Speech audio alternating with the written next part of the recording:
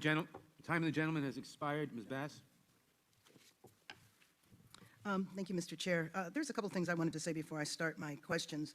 It was said in the opening statement that the mayor of Los Angeles defunded the police department. I just wanted to make note that he absolutely did not defund the police department. He did reduce the budget, and he shifted the funds to deal with some of the real issues that police officers always complain about, because how do they address some of society's problems like homelessness and mental illness? So he shifted the funding for that reason. I also wanted to follow up with Mr. Morial, who was describing a history of lynching. I just wanted to point out that one of the reasons, although you didn't say this, I would believe that one of the reasons you were talking about lynching is because in many of those cases, law enforcement officers were involved in the direct lynching, either getting the person, killing the person, et cetera. That was the relationship there.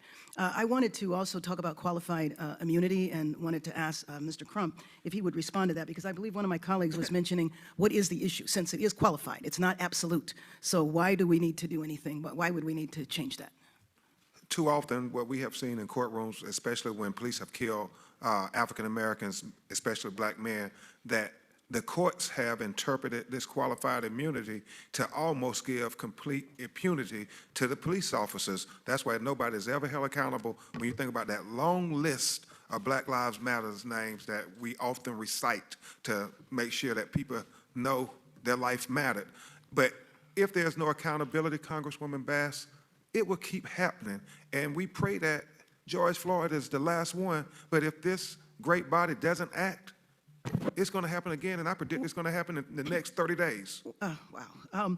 What about some of the other professions that have this? Is it the same thing? You know, people have raised, a concern about child welfare workers or other people that have qualified immunity.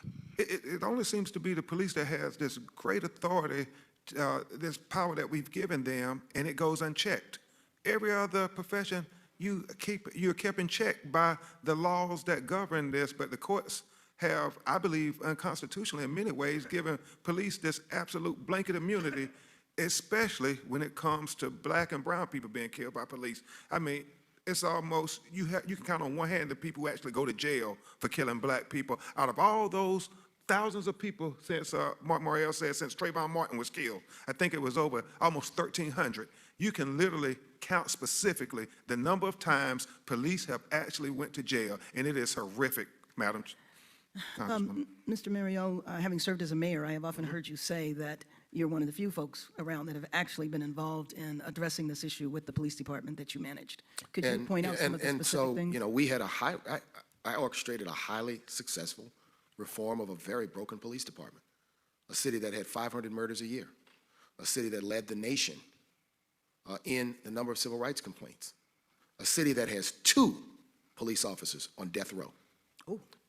We had to completely rebuild the department.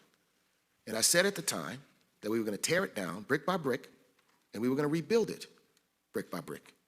And at the end, we had a nationally accredited department. We took the murder rate down by 60%.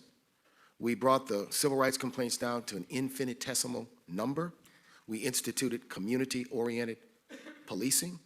And so the idea is obnoxious to me, and that somehow that if you hold police accountable, you're tying their hands from fighting crime. Maybe Ms. Gupta could conclude on that and to continue that response. Do we tie police hands by instituting these reforms? I actually appreciate this question very much, because just a few weeks ago, Richard Rosenfeld and Joel Wallman did a long study that they released in May of 2020, found no evidence for a Ferguson effect linking police killings of black citizens to the homicide spike in places like Baltimore and other places via depolicing. There's been a lot of statements about that were very concerning in the aftermath of Freddie Gray's death in Baltimore, and there had been no data that had been actually collected and put out. And this study, I think, is a really important offering that belies actually that notion, and this notion that somehow when you protest racial injustice, that increases homicide rates in cities. This evidence actually says that's not true. The gentlelady's time is